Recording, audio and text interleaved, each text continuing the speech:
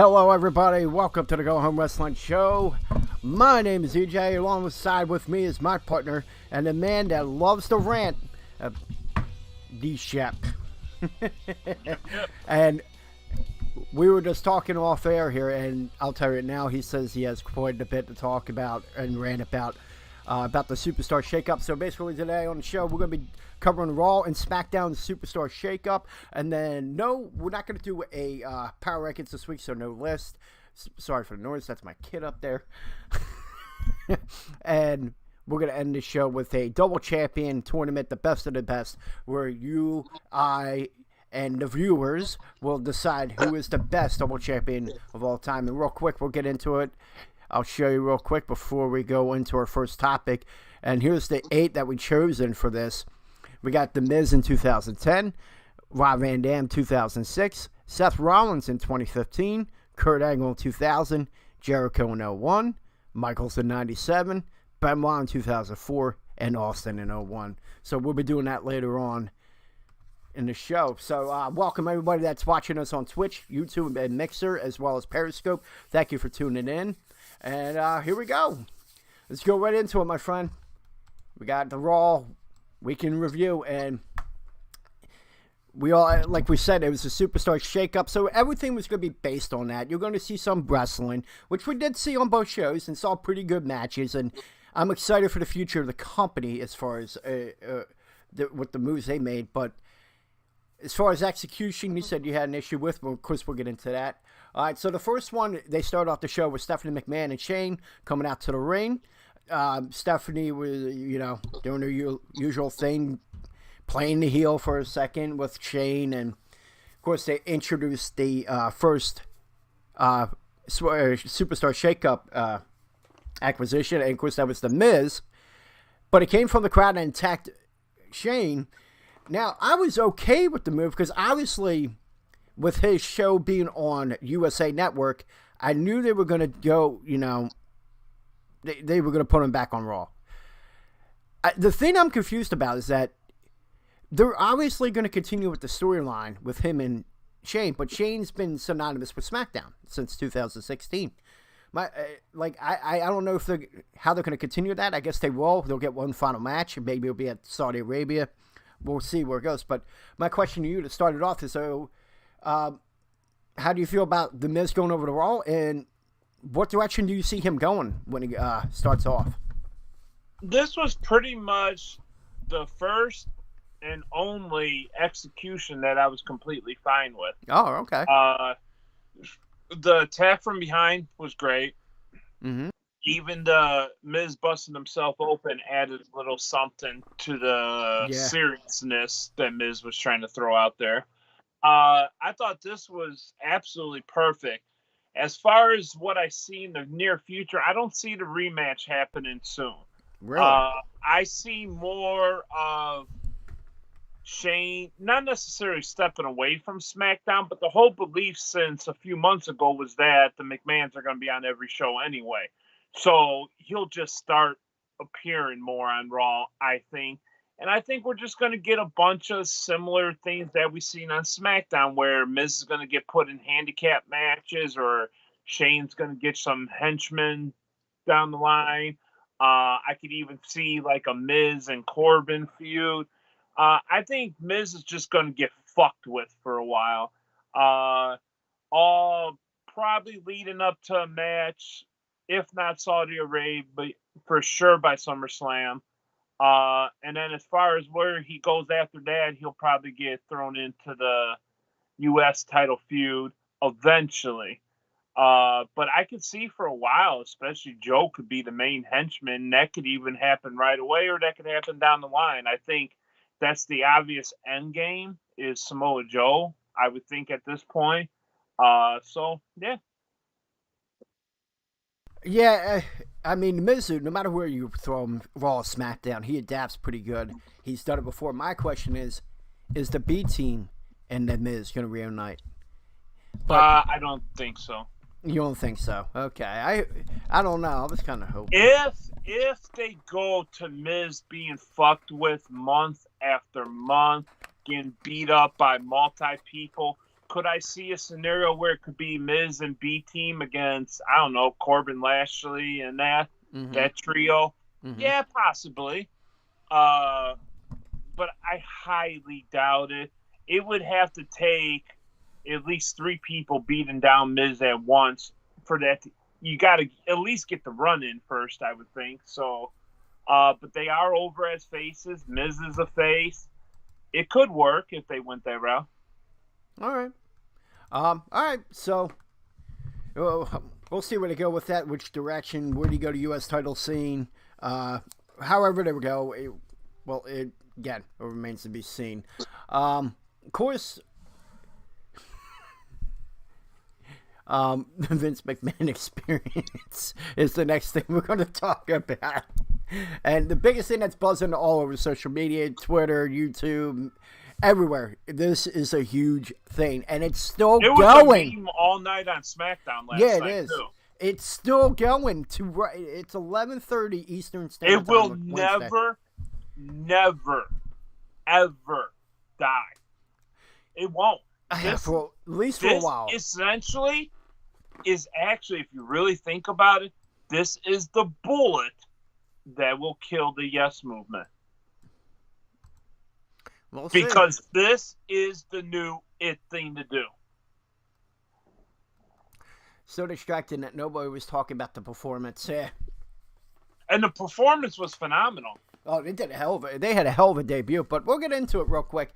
Of course, the War Raiders, they debuted from NXT, the current NXT Tag Team Champions. They debuted on Raw. The War Raiders.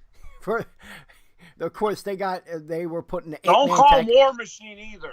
I know, we can't call them that. I know. War's not allowed. Oh, yeah, and we also felt the need to change their first names for something. I know, we'll get into that. First match was an 8-man tag. Black and Ricochet, they're on Raw. That's good for them. Along with the tag team champion. Didn't make that clear right away. And that's the first. We got to add that first. So that's the first fail of the night. Everybody wants to think that the Viking thing was the first fail. Ricochet and Aleister Black was the first fail. Well, I'll get into that. They didn't make that clear until the end of Raw, and then they had the thing on WWE.com about that. Mm-hmm. Well, we'll cover that. Yeah, because I have a little thing about that too. Black and Ricochet and Hawkins Ryder versus the Revival and the Viking Experience. Pretty entertaining 8-man tag. I'm always a fan of that. Every superstar involved got to showcase their talents, but at the end, the Viking Experience get the win in their debut on Raw, hitting Ryder with the fallout. Now, the first point that we were talking about was that Black and Ricochet, it was hinted that they were going to be on Raw. Later it was confirmed that last night on SmackDown. But the thing was, I know why they did that. It was a good selling point for you to watch SmackDown. There's some people that may watch Raw that will not watch SmackDown. It was for people to watch SmackDown. No, it wasn't, because they put it up on WWE.com right after Raw. Does everyone do that? So what? How did that draw people to SmackDown? I don't get that. I can see them doing that for that reason, but not everyone goes to the website. I could be wrong. I think it was a good set. I thought it was to get people over to there, because there was a lot of unanswered questions, like you said. And I'm happy that they're on Raw. I think it's good for them. Yeah. Because right now, with the stacked tag team division on SmackDown, don't skip over the fact that the Champs took the pinfall again. Yes, I know. That's the other fall. That's the other thing I wanted to talk about. And the win streak's over at 2. So, going on with the Viking Experience, I understand. They live a Viking lifestyle. Sarah Morgan and I think it's Eric? I think that's... since you brought up Sarah Logan, I got to add this.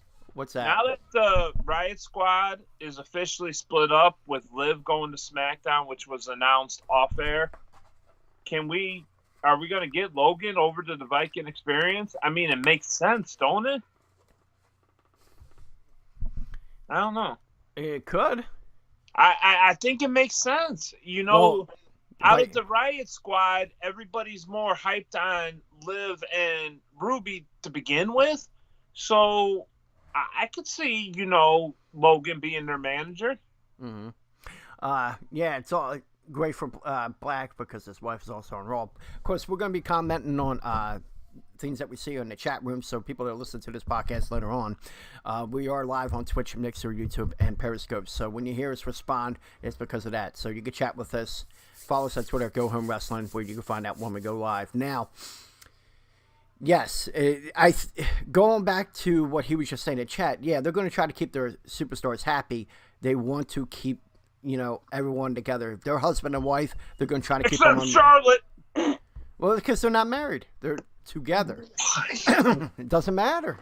I think because Naomi's married to one of the Usos. I think it was Jimmy. Is it Jimmy or Jay that is married to Naomi? It doesn't matter. Well, it's one of the Usos. There you go. So that's why she came along. And obviously, Selena and Alistair are on the same, brand. So I don't think they do it for people that are dating because that could end next week. Marriage is a different thing. And I guess they want to keep their superstars happy. That's why they did that. Now, going on to your thing with the Viking experience. I guess they didn't want to put the word war in there because, them being on the network that, doing what they do. Yeah. They have a show on the network literally called Monday Night War. But we can't have war in the name. Okay? I don't know. I don't know. I don't know. I don't know. I don't know why they would do that. That's my only thing. It's like, oh, did they not want it? Or did he see that because the one, Ruler Lives Their Viking Experience, had a Viking wedding with Morgan? And, you know what I'm talking about, Jesus. From the Riot Squad. Logan. No, not Logan. What's her name? We were just talking. Ruby, Liv. No, Sarah Logan. Yeah, whatever. I'm brain farting today. I'm sorry. Jesus Christ. All right, you know who I'm talking about. No, because they had a real Viking wedding. So, could Vince seen, they live a Viking lifestyle. They're no longer called the War Raiders. They are the Viking Experience. Wouldn't it be kind of crazy that the whole reason they're being called Vikings is because they've made it a point to always hype that up with Sarah Logan, so now they're going to pair up Logan with them. Cool, and rather than wait till they pair up Logan with them, they decide to make the name change now instead of down the road, because in the end they're going to eventually put the three together. I think it makes sense. Mm-hmm. And I don't know. I would be more okay, not with the experience part, obviously, but at least the Viking part of the name. I'd be more okay with it if they throw Logan in there. I would. Well, some people are wondering, like, if they would have put the name Viking Raiders, that could have been a better option. Like, I saw that on Twitter. That I actually would have liked more. North Scots is Get 'em Jones. Good God. Hold on. Fucking kid. Are we talking about the old guy or the actual kid? The kid. The actual kid.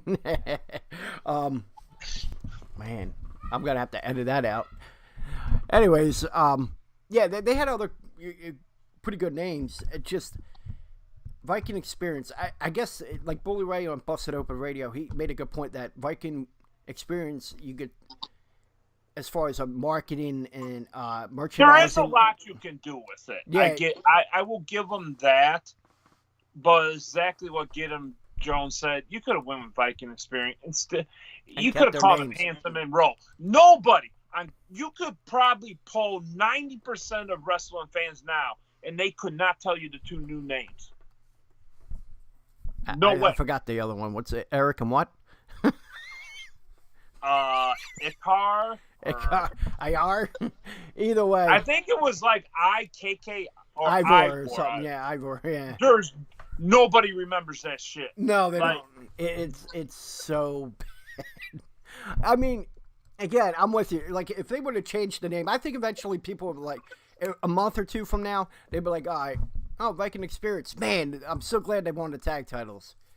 And that would be me. And that would be, people would, like, forget about the name. But the fact that you went from Hanson and Road to Ivor and Eric, I think that's why it's going to take a little bit longer for people to get over this little change that they saw. And number 3, let's say most importantly, they're fucking on NXT as the tag team champions still. That's all I got to say about that. I got to throw something out there because go ahead. These were obviously made to sound like Viking names, right? Ivar and Eric. Yeah. There's only one issue I have with that. What's that? Every Hunchback of Notre Dame movie that's ever been named or made, sorry. Yeah. The name has been Ivor. So immediately, I don't think of Vikings. When I hear Ivor, I think Hunchback of Notre Dame. I'm sorry, but yeah, that's me. I think that's a little sensitive of you, knowing that the building, burnt almost down. No. I'm kidding. I'm breaking your balls. Them movies, man. That's immediately what I thought of. And yeah, I know. Yeah, I'm with you on that. The names are just awful. I think as far as the call-up itself, name aside, phenomenal 14 match. Absolutely loved it. Yeah, they were good, and I'm not saying the whole call-up was a negative thing. This is the whole thing. This is going to be the theme of the night. The call-ups, the matches, great, no complaints. The execution was it's going to be the theme of the night. All right. Well, of course, you said that. You're Viking. Hell no. All right, so we're over to the Viking experience. I guess over time, it'll grow on us. And then we'll be commenting. But you know what? The ultimate thing, before we move on to the next thing, if people are still going to ride it, how much are you want to bet Vince will retaliate by making them tag champions next week? It's way too soon. I sure hope not. Well, I mean, another one's getting a title shot for the women's division. That just, all right. Overall. That one I'm actually okay with, yeah, though. I know. And they're doing it right. Okay. Next one. Next call-up, obviously, Andrade Cien Almas. I'm still going to call him that, even though they shortened his name to Andrade. But he was in a match with Finn Balor that night. An incredible match, 1-on-1 between the two. It went back and forth. Both competitors getting close victories on their opponent. Zelina Vega helped her client, got involved, helped her client, hitting Balor with a Hurricanrana, allowing Andrade to roll him into the ring and nail him in this patented hammerlock DDT for the win. All right, 2 things. What did you think of the match, and what do you think of Andrade's move from SmackDown to Raw? This was, I forgot about it initially, so this would be the second perfect execution. Really, you couldn't have asked for anything more between these guys. 5-star match. The Vega Hurricanrana was flawless. There was some picture circulating last night about how she kind of landed bad on her head. It was from a fan camera, and it wasn't on the live camera. So I did hear a little bit about that. They were worried about a concussion. Oh, really? But otherwise, she popped right back up, so that got dismissed, awful quick. But the picture, if you see the picture, I should have sent it to you. It looks bad. Okay. Not with her neck crinking or anything like that, but she did bang her head hard. But otherwise, man, that was just a phenomenal match. You know what? And I was excited. I was like, oh, could we see a possible program with them too? But knowing what we know from last night, that's not going to happen. But for what it was, they gave us the gift of Balor and Andrade before he went over to SmackDown. So kudos to them for doing that. And as far as Zelina Vega, great job on the mic. I was on another thing last night, Papa Smart, and he didn't think it was anything special. I was like, no, it was, because there was more impact to her promo than the first time when she was on SmackDown. And you could make the argument that, Heyman aside, she's the best manager in the company right now. Absolutely. I totally agree with you on that. And the thing is that they seem to be taking that approach again with managers. And now you got Paige as a manager, too. Paige as a manager. Stokely Hathaway on NXT. With that awkward ass tag team. Stokely Hathaway on NXT, he's making this go make his way up. I'm glad they're doing this way again, because with Slickster, we grew up on that, man. That is old school wrestling at its finest. And if it wasn't for the Authors of Pain being hurt right now, we would see that, man. Drake Maverick. So, yeah. Mm-hmm. Oh boy. What? Thunderstorm Part 2. Oh boy. She's doing to people taller than her. She's about the same height as Balor. Yeah, that does make sense, actually. Ghetto Jones, great point in chat. Overall, it was a great debut for Andrade. I love the heel win. Everyone says, oh, man, that could have hurt Balor. And that also hurt Andrade because he had to resort to cheating to win. Dumbasses, he's a heel. That's how they do it. That's old school wrestling at its finest, man. I was okay with that victory. I was okay with how they got to that point. And either way, they still put on a hell of a show. And to the point that, yes, they got close falls, but it took that to get the victory. I was soaked in, and I thought that was the match of the night, in my opinion. But that's enough about that. So let's go. Yeah, let's get to the worst segment of the night. Let's go. All right. Rey Mysterio, 619 into Raw. Rey Mysterio debuted Raw, interrupting Elias's performance. Mysterio came out and, of course, attacked Elias right away until he retreated. Then Mysterio was greeted by Lars Sullivan and was assaulted. You can't skip over the Mysterio botch. You gotta add that before Lars came out. Come on now. Don't. All right, he don't botched. skip over that. I did forget about the botch. Yes, Rey Mysterio did botch.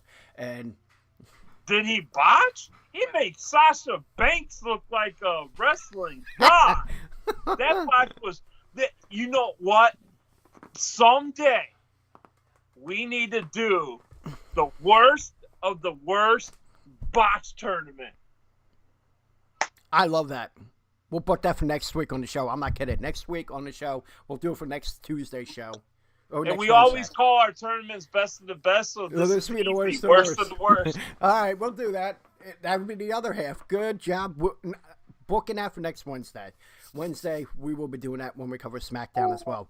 All right. And for people who wonder why we're covering Raw and SmackDown today, we had internet issues. But obviously, we're doing a lot better because I looked at the feed. I'm looking at it right now. It's looking good. So, no internet issues right now. The only thing that I want to add to this situation right here is that we would have had Samoa Joe on Raw, but he was sick. And he is on Raw now, right? Yes. It hasn't been announced, but he is. Okay. Yeah, so, apparently he has a real bad sickness that was going around. Here's the problem I have with this whole setup. And this is me. When I think of Rey Mysterio, I think of SmackDown. The only reason Rey Mysterio is on Raw is because you wanted to move Balor to SmackDown, which meant you had to move Joe to Raw, and you didn't get the match you thought you were going to see at Mania. So this pretty much tells me we're going to get Mysterio Samoa Joe Part 2. And that's fine, because I do want to see the actual legit match. And but you want to see him win. It never feels like Mysterio is a Raw guy. He's SmackDown. You know, he's just one of them guys that belongs on SmackDown. He doesn't need to be on Raw. But I get it for the short term that they can do this. But with the Superstar shakeup next year, if Ray's still around, he needs to just go back to SmackDown. That's more his show than it ever was AJ Styles' show. Yeah. Well, going on with what you were saying, that you don't agree with him going over there, but continuity is the key. And Get 'em Jones, I was getting to that point, and Get 'em Jones just said they moved that whole feud, Almas, Joe, and Ray. But see, that's the problem right there, though. When you think Superstar shakeup, you want to see new feuds. You don't want to see pretty much. You can already book for the next month. You're going to see some kind of combination of Almas versus Ray, Joe versus Ray.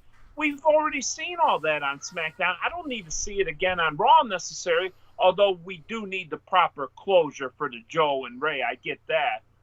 But I get more excited for the matchups we haven't seen yet than necessarily what they did. But I understand why they did it.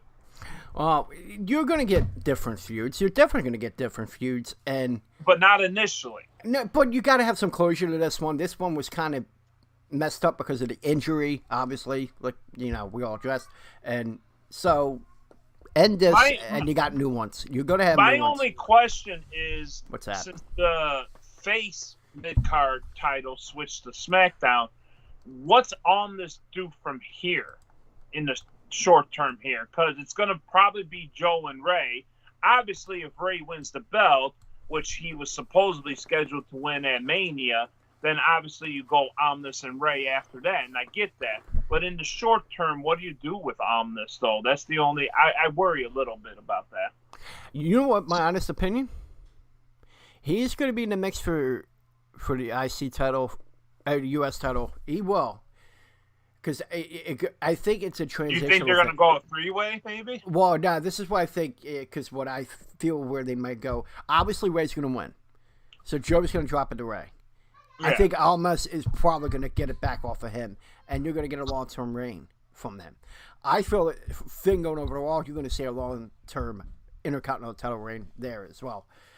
I feel like they're going to play hot potato with the U.S. title for a second, and Andrade's going to end up with it and probably stick with it for a bit.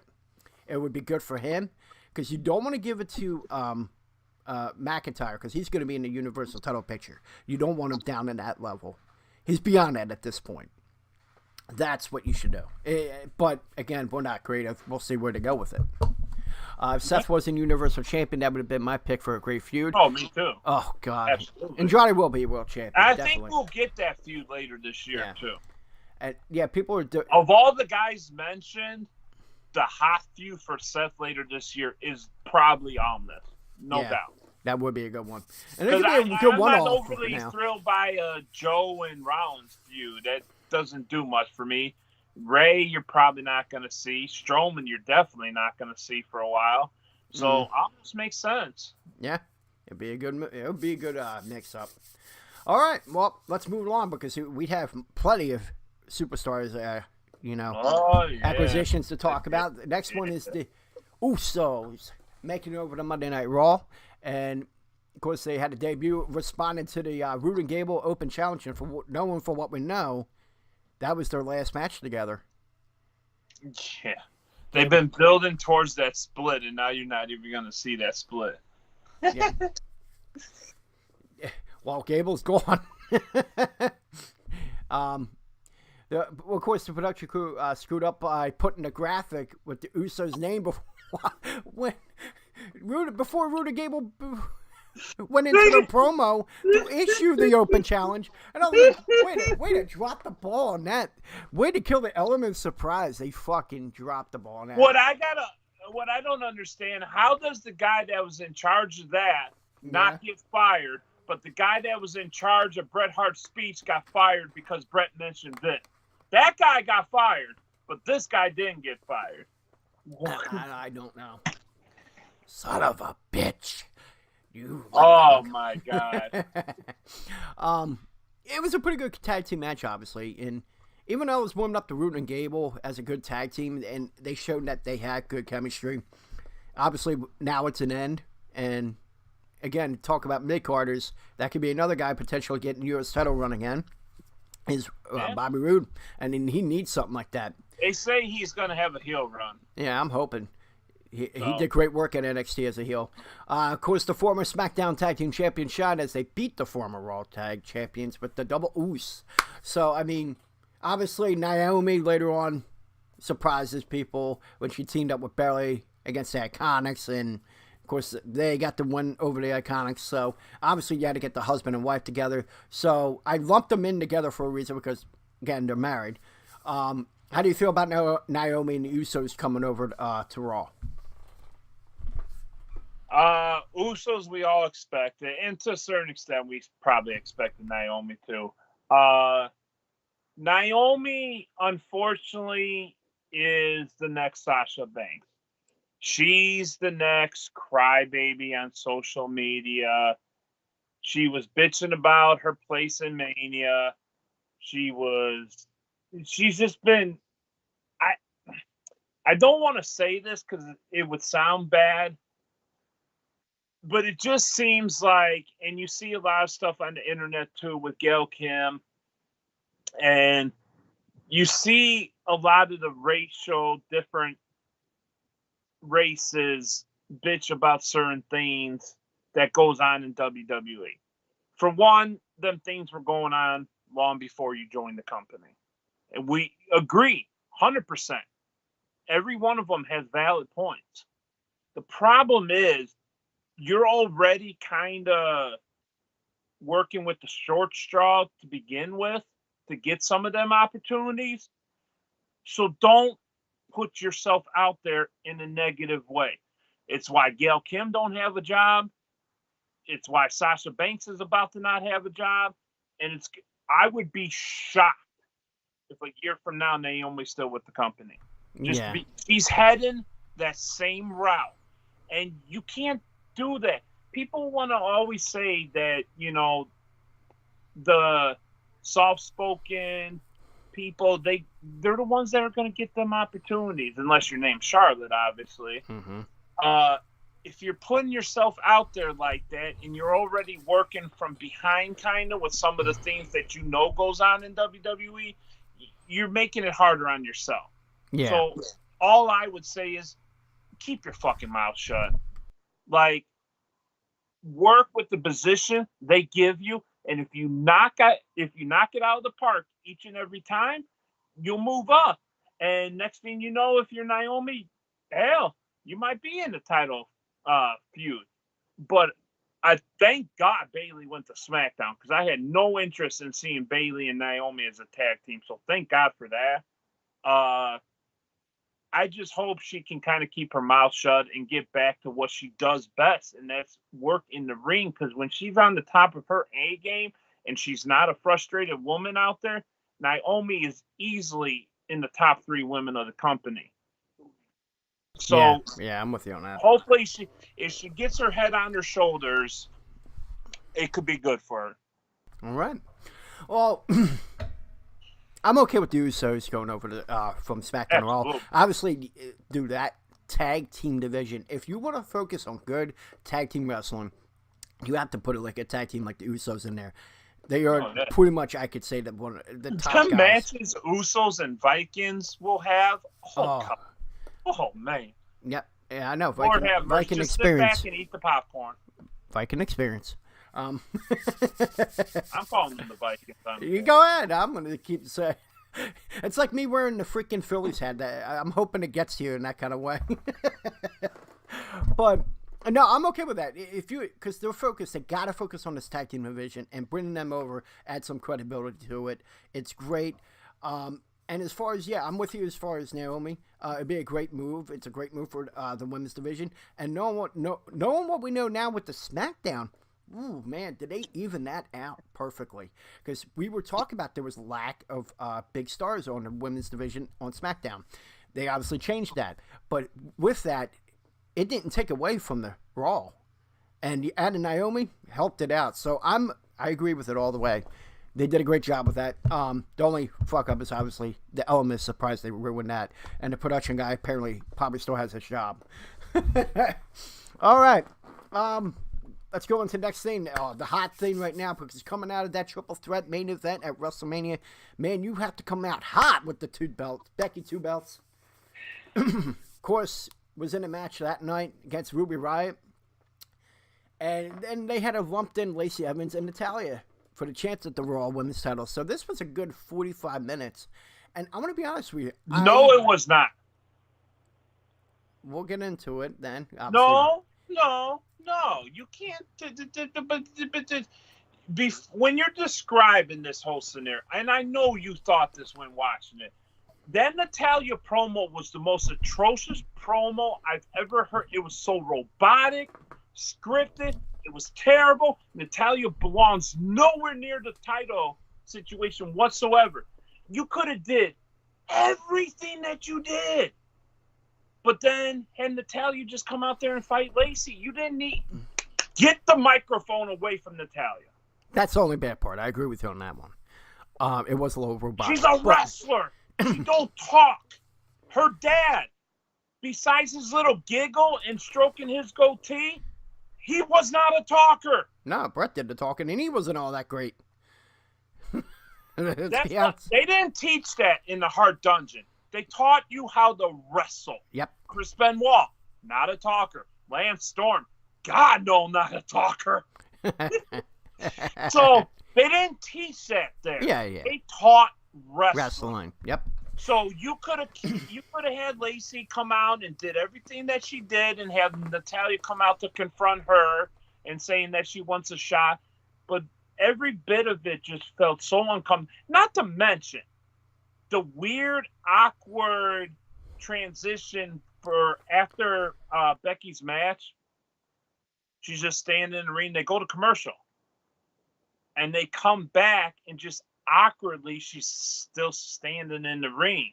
And then Natalya. That was a little weird, and that's more production more than anything else. I don't like that. Yeah, there was that long gap. It's like, wait a minute, what the fuck is she still doing in there? I was surprised by that too. But yeah, Brett was so bad at talking, he got somebody fired. That is true. That's fucked. This was awkward. It was. It was awkward. And at the end of the day, we got to what we wanted, though, which was, surprisingly, we all want Lacey versus Becky. Yeah.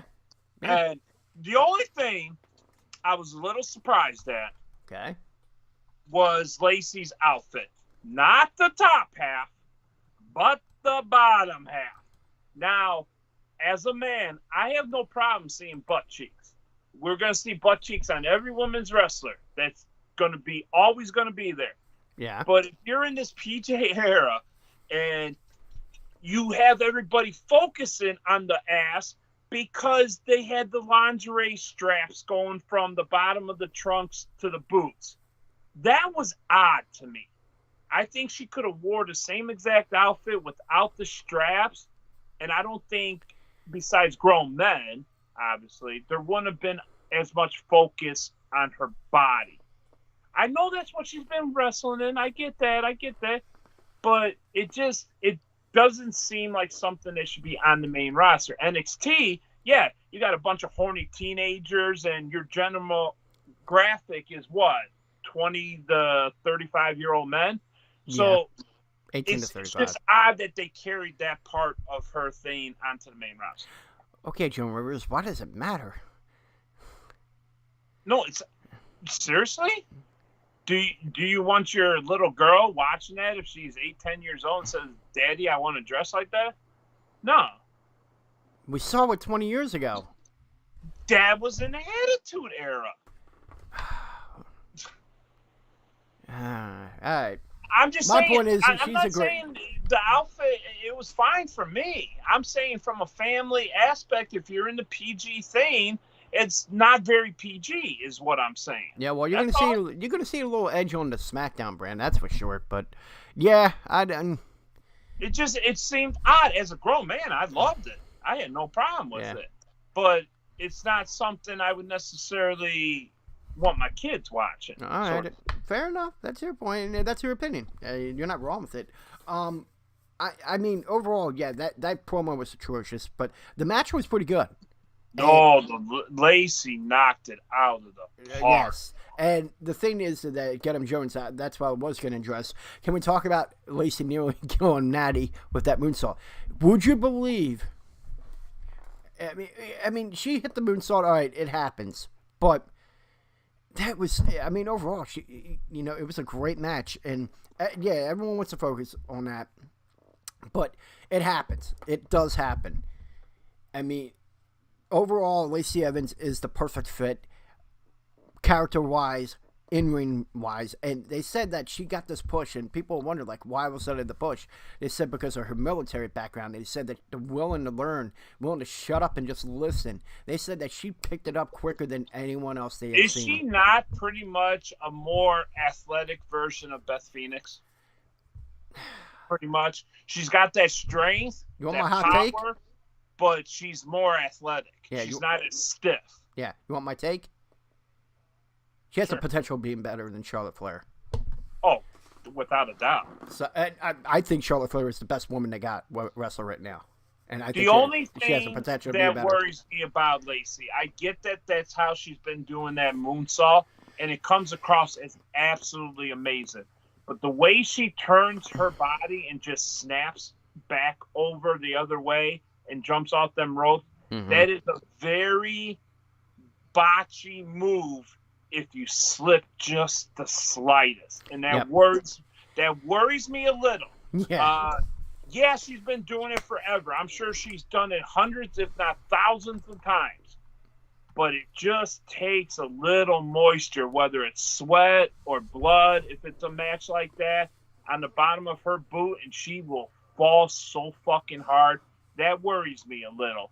But, you know, they'll do the move until they get hurt the first time. That's like, you know, everybody, you know, Big E. When Big E comes back, he ain't going to be doing the splits no more. I could pretty much guarantee that. You know, when guys have these amazing, and women too, when they have these amazing finishers, it just takes one botch, and 9 times out of 10, it's going to get removed from the arsenal, and it's going to be a different move now. But for now, let's just sit back and enjoy it, and just I pray for her not to get hurt. Yeah. I worry about that. Well, overall, it was a very good match on that. Yeah, I agree with you. But that could be any move for any move could be that way. But look overall, at fucking Billy Kidman's a classic example. I love this move. Yeah, but once he got hurt on it, he was never the same. Yep, I know, and it sucks. But I'm sure, like, you involved in time to come up with another finisher. Look at KO. I mean, that's a prime example. Oh, and that, you know, that side finisher of that fucking punch from Lacey. The woman's right. Well, that punch is 10 times better than Big Show's knockout punch. And it's the my version. Yeah, and she's a legitimate badass. Man. If you want to talk about a badass, like Rana badass, this woman was 5 years in the Marines. Badass. That's all I got to say. All right, going on from the top women wrestler and the top contender to the man that was synonymous being on top, the phenomenal one, AJ Styles, making his way over to Monday Night Raw. Teamed up with Rollins and Reigns to face Lashley, Corbin, and McIntyre. Entertaining 6-man tag, I must say. Again, I'm a sucker for these type of matches, so that could be just me. But, of course, Styles, Reigns, and Rollins get the win when they hit Lashley with the stomp, spear, and phenomenal forearm for the victory. I know it was pretty predictable that AJ was coming over. A lot of people were speculating that. I kind of assumed that. I even assumed, we were going to talk about it later, that Reigns was going to go over to Smackdown. Now, with that being said, if you have a quick comment on the match, go ahead. But most importantly, what do you think about the move that AJ going to Raw? Phenomenal. No pun intended. The only thing that, you know, it's going to take me a little while to get used to if they stick with it is that weird shave job they did on his beard. That looks atrocious. But the match, the move, other than that, flawless. It was truly phenomenal. All right, and yeah, I agree with you. Great match. It was a great match, and the possibilities of what we could see. You know what I'd be looking forward to? A good McIntyre and AJ match. Yeah. A good Corbin and AJ match. People hate Corbin, I know, but I'm one of the few that enjoys what he does in the ring, enjoys what he does on the mic. He's a great heel, and that would be another good guy. But then there's some speculation that AJ may go heel. So we'll see where to go with that. There's a lot of possibilities. Obviously, Universal title is probably not in the picture. There was a reason for that, obviously, because he wanted to drop the WWE title back in November. So he doesn't want that lengthy schedule as he was doing for the last 3 years. All right, so, I mean, overall, I thought it was a pretty good show. But let's figure it out together. We're going to rate the show from 1 to 5 like we do every time we cover Monday Night Raw. What do you get with this week? 3.5, and that's the only knock for me really is execution on a few things. But other than that, the action, everything else, the moves was pretty spot on. I'm with you with the rating of 3.5. I agree with you. The Uso thing, that kind of killed it for me. Overall, I mean, it was a really good entertainment. You know what? No, I switch it. I'm going to go with 4 because it was great wrestling. A lot more wrestling than usual for Monday Night Raw. Let's be honest. So I changed that. Well, and 4. At least there was different matches, unlike what we're about to talk about. And we're going to get into that right now. Here we are. Smackdown live review. This is what you know what we cover I'm on gonna put Wednesdays. mine up to a 4 too, because a lot of the matches were different matchups. Yeah. I know we both shit the bed on the print with you.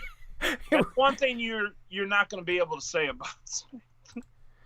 Oh, jeez. All right, calm down. What? This mofo here.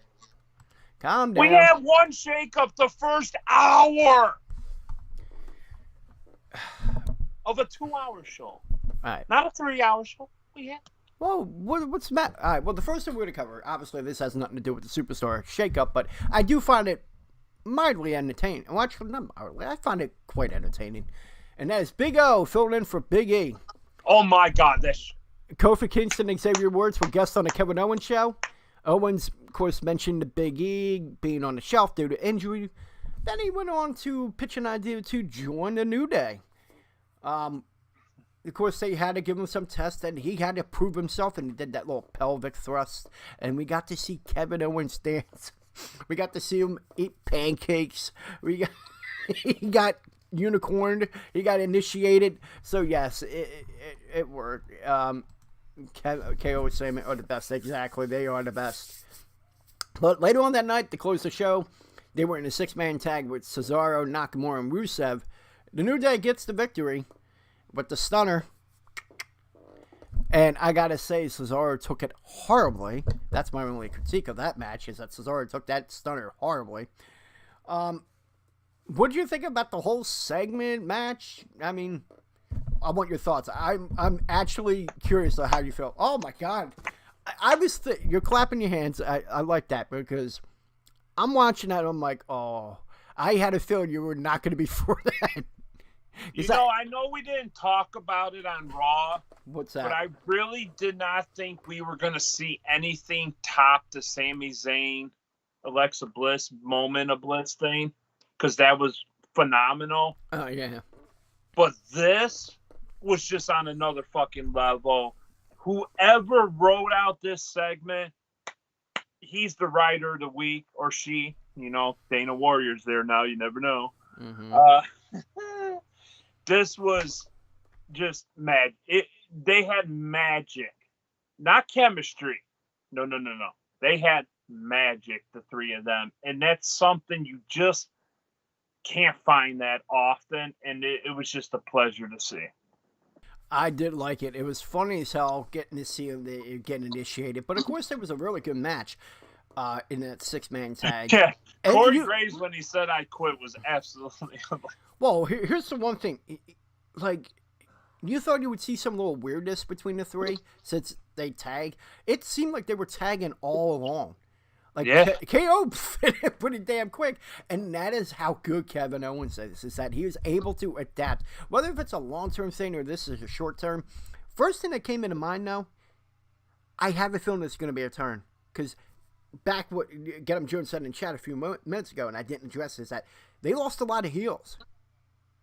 The only thing I want to say to that is, since KO has come back, he is not being a face out of the fucking park. Mm-hmm. I am not mad at you for what you just said. I'm just mad at the general public. Oh my God, KO's going to turn on them. KO's going to turn on this guy. KO's going to turn on that guy. Just stop it. Enjoy what you're fucking seeing. Begging for him to turn heel. Yes, technically you're right. He's a much more natural heel. I get that. But let's just enjoy what we're seeing. Oh, I'm enjoying it. We're seeing a side of KO that nobody thought existed. Nobody thought this existed. Not on this level. It always seems like every time KO has a good match or has a good segment, you see Twitter exploding. Oh, he's going to turn heel. We're all waiting for him to turn heel. I just wish it could get more like we are, where we're complimenting what he does. I'd rather see that more on Twitter than everybody just saying, oh, he's going to turn heel. He's going to turn heel. Yeah, I'm with you on that. It does get a little old. Mm-hmm. Well, that's the thing. Like, the only reason I said it is because I think, like, in that moment, it's like, I know KO. We all know KO. Like, eventually this nice persona is going to turn. And we're wondering, when is it going to happen? I don't think that's how this is going to end.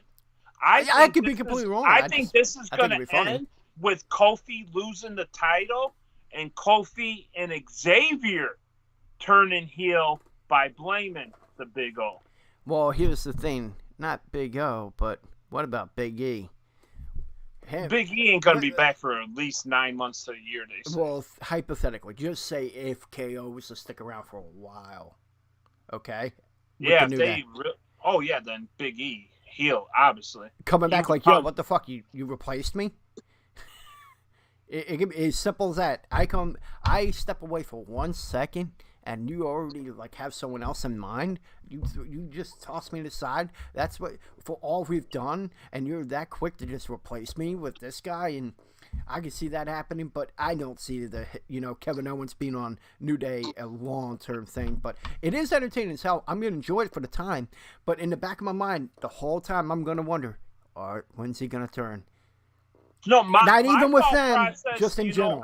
I'm going against the grain, and I know I am. Okay. But I think eventually somebody's going to turn on KO, not the other way around, because everybody's just waiting for KO to turn on somebody.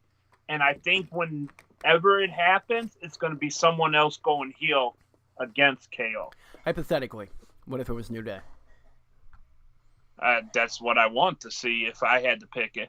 I want to see indirectly Big O cost Kofi the title accidentally, and then them just going apeshit and saying that he was never a member of New Day and this blah blah blah. You could turn that into a nice feud. And as simple as that could create a beautiful story, and knowing what both KO and Kofi Kingston could bring to the table, it would be very, very entertaining. I really want to see heel Xavier Rhodes too. Maybe not necessarily heel Kofi as much, but I could see it. But I think heel Xavier Woods could be phenomenal. So maniacal, so intelligent, perfect. And it's a perfect role for him. The comment that he made about them taking all his up, down gamers away from him over to Raw was fucking amazing too. I mean, that was a little bit of a shoot. Knocked every little thing out of the park with this. It was just beautiful. All right. Well, let's move on because we did cover a good bit, but yeah, we're both excited for what's going to happen. What's happened, and I'm curious of where they're going to go with it. It would be entertaining to see him go, but that remains to be seen, and we'll see as time goes on. Now, of course, we were talking about Monday Night Raw the night before. Balor was in a great match with Andrade. Here we are. Your Intercontinental Champion is now on SmackDown Live, and his first match is Mustafa Ali. Mustafa Ali? Man, I'll tell you right now, I was instantly off the edge of my seat. I was like, we're in for a good match. And they did not disappoint. Of course, Finn Balor debuted on SmackDown with a one-on-one encounter with Mustafa Ali. A great back-and-forth match. The only thing that killed it for me was the commercials. That was the thing that took away from the match. But overall, it was an entertaining match. And, of course, in the end, Finn Balor gets the victory with a coup de grace, countering the 450. I got to ask you, what did you think of that match? And most importantly, Balor on SmackDown. Your thoughts? Long overdue move to SmackDown, obviously.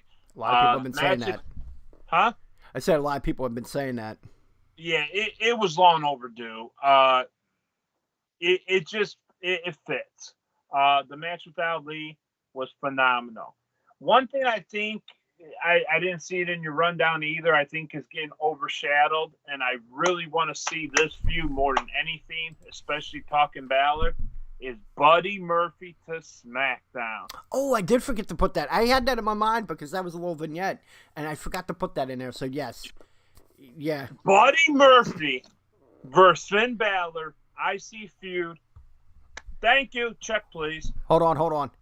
And I have to give you this. Credits due. I do remember you saying within 6 months, you will see Buddy Murphy on SmackDown. I've been waiting. That was a few months ago. One thing I've always kept an eye on, I don't watch the program every week, 205 Live. I do. One person, though, I've kept an eye on this whole fucking time was Buddy fucking Murphy. And so, well, you got Cedric Alexander on Raw, too. I've looked forward. Ali took me by surprise, and I'm on board with that. But Murphy, I've been on board from day one with this. I'm ready for it. You could have number one contenders match of an old feud with Ali and Murphy for the IC. Check, please. All right. Well, I mean, this is the beauty part of this shakeup. It was really good, in my opinion, with that. Because you bring it's so fresh. They brought in, they called people up. They're bringing people from not only NXT, but 205 Live. You got Cedric Alexander on Raw. Of course, Buddy Murphy on Smackdown. I mean, it's perfect. It's a perfect storm.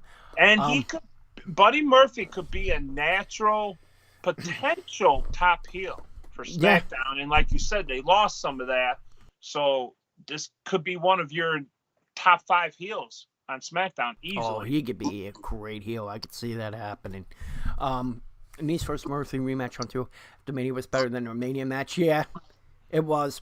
It totally was. But their match at Mania was really good. Oh, speaking of Murphy, also, who's tuning in for Murphy versus Velveteen Dream tonight? This guy when I get home from work. Oh, Velveteen Dream. Honestly, and we're gonna get into this at the main event, but real quick, and then we'll go on to the next thing. Did you feel in any way that Velveteen Dream might have been that big acquisition? Because no, I had a feeling for 1 second. I was like, because is he gonna finally call him up? With all these other guys moving around and leaving NXT, even though you still got Gargano down there, and unfortunately, for whatever fucking retard reason, still have Undisputed Era down there. When you think NXT right now, if it's not Gargano, Velveteen Dream is the face of that brand. I love the fact he's going to be there probably for another year, unless you have a Survivor Series call-up like they did with Bayley that 1 year, and then 4 months later she actually came up. I could see Dream being like a surprise member of a Survivor Series team. Yeah. But him and Gargano, along with Undisputed Era, I guess it all makes sense now why Undisputed Era is still there with Raw Raiders and everybody, Ricochet, Aleister Black. You had to keep some stock there besides just Gargano and Dream. So I think all in all, it's going to work out very well. Well, I'll tell you this, okay? One thing's for sure. You always have debuts the night after Mania and the night after SummerSlam. Just saying. All right. Move along to the next thing, which I mean, I was excited on Raw about Becky being on there. This segment with Becky on SmackDown, this is one of the low points of the night, though. But of course, she came out and dressed the WWE Universe. She talked again about her winning the title at WrestleMania. Then went to talk about being, I'm going to defend both titles. Blah, blah, blah. Okay, cool. One thing she did address, and here we go. We're getting the ball rolling. She addressed Lacey Evans and where they're going to go with that, and that's her next opponent. But then, before it got any better, this is where it became a clusterfuck. You had Ember Moon interrupt and talk about, I'm on SmackDown, blah, blah, blah. Then Bayley. Then the Iconics. I actually like the Iconics in this segment. Then Mandy Rose and Sonya Deville. And honestly, it could be argued that Iconics carried this whole thing, to be honest, because it was a clusterfuck. Real quick, before I go further, aren't they the best as far as females on the mic? I don't know why. Oh, I told my wife the other day, what's her face? Oh, why am I blanking? Not Peyton, but the other one. I'm sorry. Not Peyton Royce, but the other one. Oh my God, why am I blanking? See? Okay. Let me just go to my point, then it doesn't matter her name, and Billie Kay. Billie Kay. Billie Kay freaks me the fuck out. I would rather see Tamina and Nia Jax naked before Billie Kay. Billie Kay freaks me the fuck out. She is pretty much looking like a goddamn fucking witch without putting any of the witch stuff on for Halloween. She is nasty. But I told my wife, and it's going to kind of go along with Buddy Murphy, Peyton Royce, though, she will be a phenomenal women's singles champion. I don't know when they're going to do that split. It could be far down the road. I have no idea. But Peyton Royce carries that team. The only thing that the fucking other dumbass does is go, or whatever you call it. That's all she does. She has that one move where she puts her foot under the chin, and that's kind of cool. But other than that, that character just rubs me the wrong way. Peyton Royce, though, she could be a face, a heel, a tweener. She could play any of them roles, I guarantee you. And she could be the next up-and-coming face after Becky kind of dies down, eventually, in my opinion. All right. Well, let's go on, because we did kind of cut it off. So you had the clusterfuck of Ember Moon, Bayley, Iconics, Mandy Rose, and Sonya Deville. Then finally Paige comes out to introduce the tag team that the Iconics will be facing soon. This was funny. For the women's tag team titles. Drum roll. Asuka and your NXT call-up, Kairi Sane. A lot of people have been predicting that, been wanting that. Great One says, have you lost your damn mind? No, that bitch freaks me out. I don't give a fuck. Of course, this clusterfuck resulted in the 8-man tag match where Sane, Asuka, Bayley, and Moon won. How do you feel about the acquisitions? What? You had a point. Go ahead. Kairi Sane, besides the Iconics, was the highlight of this match, bar none. She is absolutely fucking phenomenal. The only thing that left me scratching my head at the beginning was no Sky Pirates. I thought it was going to be Sky Pirates. I didn't think it was going to be just Sane and Asuka. But as this goes on, I'm completely on board with it. Just the initial shock factor was like, I was scratching my head at first. But then once they got in there and the action started, Asuka and Sane chemistry like a motherfucker right away. Absolutely loved it. Iconics, awesome. The one bitch, yeah, she freaks me out, okay? I can't help it. Everybody has that one thing that freaks them out, and Billy Kay's that for me, okay? My bad. But this was overall a clusterfuck that ended somewhat well. Right. No, I thought it was a great match. It was an entertaining match. Iconics, I hate to say they're going to be transitional champions, and I mean, and I agree with you. You said Billy Kay champion? No, Peyton Royce. Oh, Peyton. I'm sorry. Oh, God. That's right. Yeah, Peyton. Obviously, yeah, I can see her being a women's champion. Pardon me. Overall, and Peyton's boyfriend's on SmackDown too, so. I know, but just want to throw that out there. They don't necessarily have to be married. I know, but I know they're going to focus on married, and that was the thing we were talking about off air. But I just wanted to throw that out there. Jesus. Okay, I know. You threw it out there. Okay. Don't make me. I'll fucking call your father-in-law up there and tell you where you. There'll be a fucking murder on the show. Hey, we'll get ratings then. Yeah, I'll be in jail, so I'll do live remotes. All right, go into the final thing. Of course, the cap off the women's thing. I'm excited for Bayley. They really pumped up their women's division. Something that was really lacking was depth in the women's division on SmackDown. I'm glad they finally fixed that. Going into the final segment of the night, of course, after you had the 6-man tag match that we covered with the New Day and Cesaro, Nakamura, and Rusev, Vince McMahon comes out and says he addresses the WWE Universe. And this is the biggest acquisition for SmackDown Live. Out comes Elias. Money, money, money. I love that. And obviously, and you knew Reigns was going to come out. Yes. You knew it. But just the fact that he trolled everybody with Elias was phenomenal.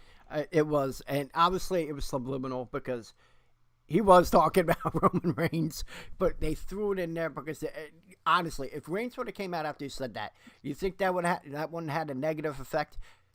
And one thing I noticed when Reigns did come out, okay, they shot to the crowd, and what were people doing? Boo! It had already turned. It was just a matter of time, and I guess putting him on Smackdown maybe could have, done something. What's up, Mr. Loco? I did love the segment overall. I did love the Elias bit, and obviously he had to get interrupted. So it was put together perfectly, I thought. I'm actually... I know they're not going to pull the trigger on the heel thing. I know they're not. But goddamn, man, if there's ever a more natural heel, it is Roman Reigns. We've been saying that all along. You could send it off on a goddamn fucking rocket ship by having Reigns take the title from Kofi. He will never get cheered again. I don't care what you do with him. I don't care how many times he has leukemia. He will never get cheered again if he can somehow take that title from Kofi. I feel bad for Kofi because we know it's going to happen eventually. But I can't help it. I want to see it. Kofi because I think it's the only way we even have a chance to see Reigns as a heel. And you seen the video of him as a heel when he was in NXT. It's like, you see that and like, oh, the face of the company. Be original then. Have a heel do it. Man. And you know what? Here's the thing. WWE doesn't focus on heels like they did back in the 80s. There's a way you could turn... You want to be creative? You want to go out, think outside the box? Find a way. Turn him heel, and in the process, make him a face. Yeah, you did that with Rock. You did that with not Cena, but Stone Cold. You done that with Undertaker even. Yeah. You've really done it with all the big names until Cena. Don't make the mistake you made with Cena. As great as Cena is, don't make that mistake with Roman Reigns. Yeah. Don't do it. Don't rob the people of that. And here's the thing. I think people will love the bomb. And that, boy, isn't that old school wrestling at its finest? And yeah. I want Reigns to win the title so I can hate him. You know what? If he was to turn heel, that would be the perfect person to take the title off of Kofi. I would be into that match. And I think because people could say what they want about Reigns. Oh, his match is the same Superman punch. No. It was matches against Lesnar. It had to be kind of like that. When you look at the other matches he did, he would do incredible matches. The match he had with McIntyre, even though it was short, it wasn't their fault. It was still a great match for the time they got. Reigns has that ability to put on a great show. Absolutely. Reigns has that way to be a good heel, too. I just don't know why. And again, if you want to think outside the box, you want something original, fucking do it. Actually, I take that back. They did do that before. It was called Triple H in 2000. That was their big one. And remember, he was on SNL. Remember, he was on Mad TV. This is all during the time where he was a heel, so it could work. Just saying. Just fucking saying. So, pull the trigger, guys. Come on. Give us what we want. Give us what we want. Oh, got spit all over my shit now. Sorry. You know what? Hold on. Before we're gonna... I have to do this, okay? I just got angry. Hold on. Hold on.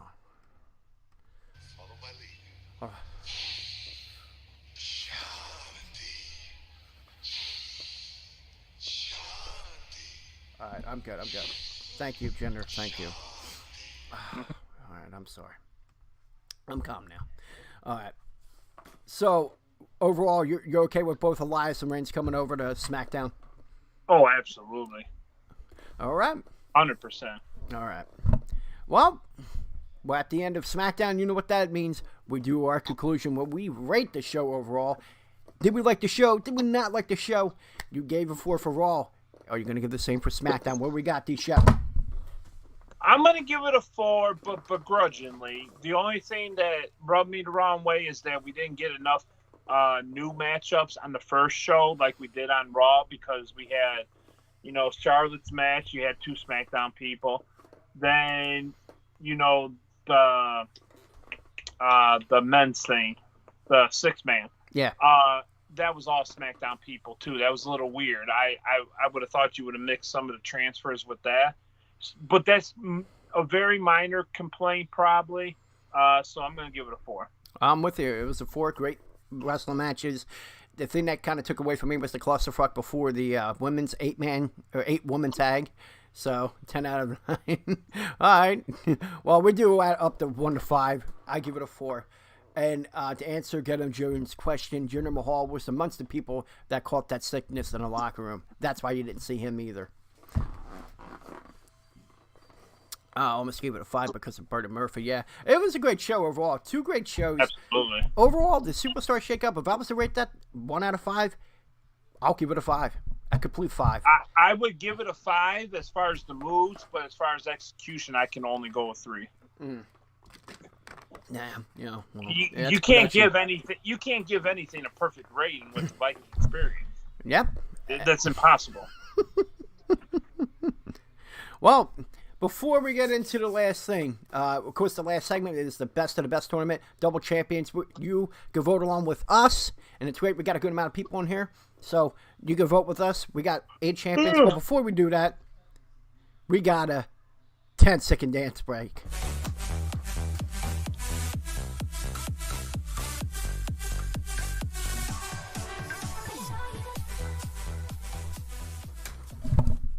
Okay.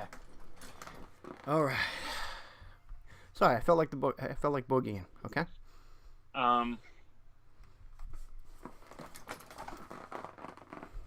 Hey, KO can dance. I'm fucking dancing. And there goes all the viewers. All right, here we are. And this is it, ladies and gentlemen. The best of the best tournament. Best double champion. The tournament is people that have won title that held 2 titles at the same time. Of course, this is all because of Becky 2 belts on both the Raw and SmackDown Women's Championship. So we figured, why don't we do a best of the best double champions tournament? Now, here's the thing. It's really hard because we got Austin 2001 and not Triple H 2001. And there's a reason for that. And you got to think about what these titles were held, who they beat for these titles, and, of course, the length of time. I wanted to put Triple H in there, but instead I went with Miz 2010 because in the time that he had the U.S. title and the tag titles, he also had the Money in the Bank. So I had to throw that in there. I was like, that upped Triple H right there just because of that. So here we go. The first matchup is The Miz in 2010 going against Rob Van Dam in 2006. Seth Rollins in 2015 going up against Kurt Angle in 2000. That's a pretty good matchup there. Of course, you had Jericho in 2001 going up against Shawn Michaels 1997. And then your final matchup is Chris Benoit in 2004 going up against Stone Cold Steve Austin in 2001. It's only supposed to be 7 seconds. What, the dance break? Always is. What are you talking about? That was 7 seconds. You called it the 10-second dance break. Well, it's 10 seconds, but I call it 7. It's 10 now. It's our show. I'll do it how long I want to do it, bastards. All right, here we go. First matchup, The Miz in 2010, going up against Rob Van Dam, 2006. Of course, Rob Van Dam was awarded the ECW championship, but I mean, let's face it, he was deserving it. But he did beat the man, John Cena, for the WWE Championship at One Night Stand. Very short-lived reign, though, because someone had a failed drug test. But nonetheless, he was a double champion for a brief period. Going up against The Miz that had the United States title, had Money in the Bank, and as well had the unified tag titles with the Big Show, with Show Miz. So, we got people in chat, so you can vote. We can vote. So, who do you got first? You got RVD or do you got The Miz? This one's easy for me, and that's The Miz. Simply because at this time, Miz was just so fucking hot. And, I wasn't going to pick Rob Van Dam anyway. I had forgotten the part about him being handed the ECW title. I was going to downgrade him just because how bad that new version of ECW was why I was going to say he was going to lose. Ooh. Now with the fact that he was handed one of those two titles, to me, kind of disqualifies him, so I'm going with The Miz. It's a sad thing because I'm with you. I'm with The Miz, but we got two people in chat. Oh, get him, Jones. The Miz on his way to top heel. All right, well, we got two. Unless if someone else responds, we got to go with. We're gonna have to go with Miz because we're the host of the show, so it goes with us. So great one. Is he in here? Because that's the thing. Like, think about it. It's like, I know, yes, you want to go with RVD because he beat John Cena, and anyone beat John Cena should be up there. But he was awarded the other title. The Miz earned U.S. title. The Miz earned the tag team titles. He earned the Money in the Bank. He earned all three. Just saying. And let's be real, that 2010 Miz, wasn't it soon after that he also beat Cena too in the main event? Yeah. That little show called Mania. So, I gotta go with Miz. All right, we're gonna go with Miz. I'm sorry, folks, but when there's a tiebreaker, the host win. Yeah. Especially when the hosts actually agree for once. Yeah, I know. I thought we were gonna go opposite on this one. All right, so the next matchup on the left side, we got Seth Rollins in 2015 going against Kurt Angle in 2000. Man, this is a weird matchup, but here's the thing with this one. Now, the thing with Kurt Angle, this was his rookie year. This is the first few months in the company. In February, he beat Val Venus for the European Championship, okay? And only a mere few weeks later, he defeated Chris Jericho for the Intercontinental title.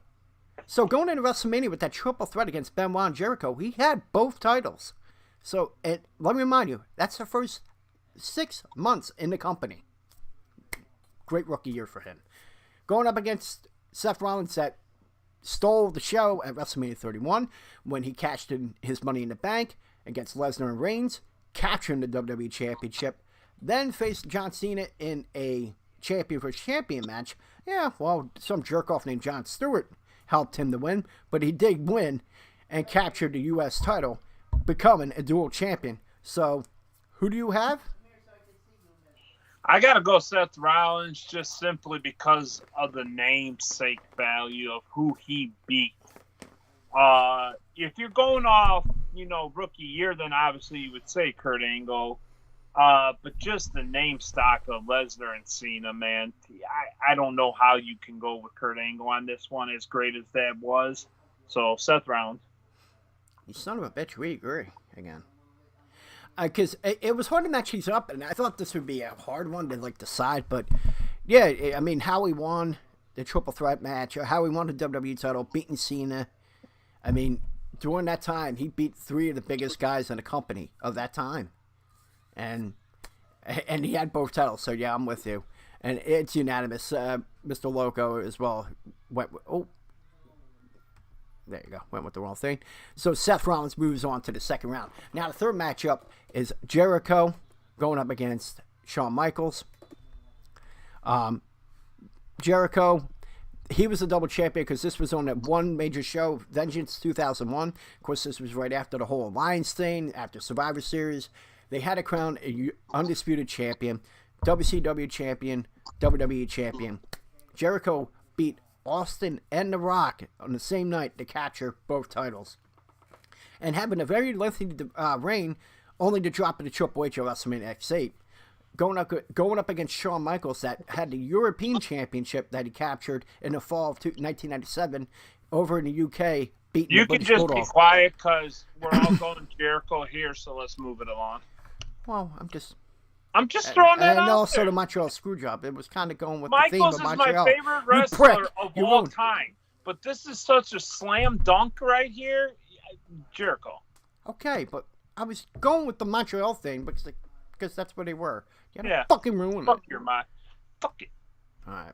We're going to go with Jericho. The final matchup in this first round is Benoit 2004 going against Steve Austin in 2001. I'm sorry. Throat. 2004, Benoit won the World Heavyweight Championship in a triple threat match at WrestleMania 20, Madison Square Garden, against HBK and Triple H. Then went on to win the Tag Team Championship with Edge. So here he was. He was a dual champion during that brief period. Even though the tag team titles, he only had it for a month. But, hey, he was a dual champion for that time. Going up against Steve Austin, that had the tag team titles. He, along with Triple H, they beat the Brothers of Destruction. That was Kane and Undertaker. So that's credible opponents. Also, earlier that year at WrestleMania X7, he defeated The Rock at the main event for the World WWE Championship. So, I mean, who do we got? I'm going with Austin. This is probably the hardest matchup of the first round here. Really? As far as every other one was a slam dunk for me. This one, not so much, because as much as I value Stone Cold and Triple H beating them, I have to, give the edge to Benoit in this one because he essentially stuck it to prime Triple H twice. And that is very, very hard to ignore. I got to give the edge ever so slightly to Benoit, but I understand Austin obviously probably winning this. So.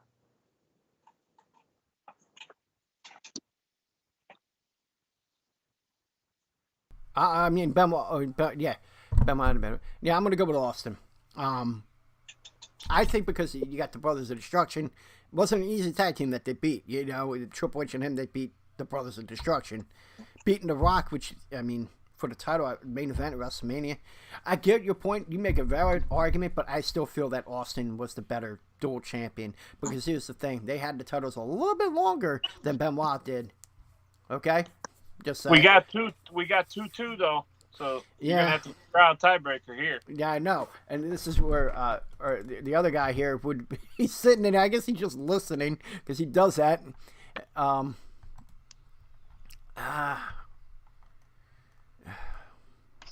of a bitch. Austin. Let's just put it this way. Jericho wins the next round anyway. So all right, Benoit. We'll give you Benoit, okay? It does. This, I mean, you could argue that this was the matchup of the whole tournament, to be honest. All right, so here we go. We're going into the second round. And we got 3 more matchups, then we'll be done right here. The second matchup, or the first matchup of the second round, is The Miz 2010, Rollins 2015. Who do you have? Again, we know that what titles they had. I mean, Rollins. I want to say Miz, but I got to go Seth Rollins. Yeah, I'm with you on that one. The names are just too great to overcome. And even though we both agree on that one, that's unanimous, because even if it was the tie, host win.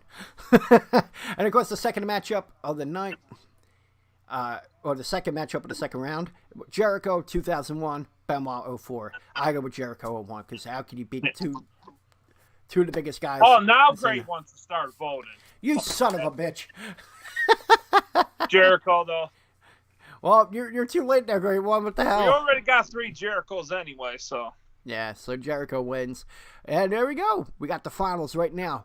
Jericho 01 beating The Rock in Austin to get the WCW and the WWE title, being the undisputed champion, going against Seth Rollins, that was the U.S. champion as well as the WWE champion, beating 3 of the biggest superstars at that time. Tough decision. But you ready? I'll give you my vote. Ready? Seth Rollins, 2015. See, I can't put Lesnar and Cena up there with Rock and Stone Cold, and this is pretty much opponents is what decides this for me, so I gotta go Jericho. You went with Jericho. Okay. Yep. Get him Jones said Jericho. That was so iconic that I don't know how you go the other way, just simply because no one saw Jericho coming that hard by beating both of them guys that night. Seth Rollins, you were like, okay, he already beat Lesnar. Yeah, he was the Money in the Bank. I don't know. I gotta go Jericho, man. And I love Seth Rollins, but I can't get there. Yeah, all right. Well, Kevin Jones to make it. He did beat him without cashing in anything. Oh, well, looks like the winner, our double champion. We voted together. Well, we didn't all vote together, but unanimously, Jericho 2001 is our best double champion according to us, the fans, and the host of the Go Home Wrestling Show. Thank you so much for participating on this one. Let's go back here. All right. Well, when we do the next tournament, the worst of the worst, yeah, we need to get the clips for that one. Oh, the actual clips of the. I think we need to justify how bad the botches were. Just want to throw that out there. Well, if you could send me the links, I could clip them easily. Maybe. All right, Mr. Loca says, I'm not mad at bro that Austin did not win. Boo. Hey, it is what it is. Sorry, Mr. Loco. This is where we all vote. I'm sorry. Ooh, pardon me. All right, well, we covered Raw. We covered SmackDown. We, together, determined the best double champion of all time. You know what that means? That is the end of the show. Thank you so much for tuning in. We do apologize for not doing the show yesterday. We had internet issues. We corrected it. We did a lot better. Thank you all for tuning in. Now, don't forget, for people that are listening or watching us right now, if you can't catch us, we have the links below in our Twitch profile. You can listen to our podcast. It will be released later on today. And start next week, we're going to go back to the Tuesday, Wednesday format. Tuesday, we're going to be covering Monday Night Raw. Wednesday, we cover SmackDown. And we do segments with you, the viewers, to get involved with the show. Last thing I want to say, overall, for people that are listening to podcasts, you can catch us live 11 a.m. Eastern Standard Time on Tuesday and Wednesday. For people... again, the podcast that we're on Twitch, I'm sorry, on Google, iTunes, Stitcher, Spotify, now Podbean. We're on all these platforms. So just search Go Home Wrestling Show and you can catch the podcast. I'm sorry, I have text going off. I got like 20 things going on. My ADD to the max here. So thank you so much. I can pretty much guarantee that Sin Cara Botch, we might have to only pick one. It's going to be hard to decide on that. All right, well, send me the clips and we'll do the Botchamania tournament in an upcoming episode. Everyone that's in here at Starbucks Cafe, everyone else, thank you so much. Totally wasted. A lot of people have popped in on Twitch and all. Thank you. We'll see you next time on the Go Home Wrestling Show. Bye-bye.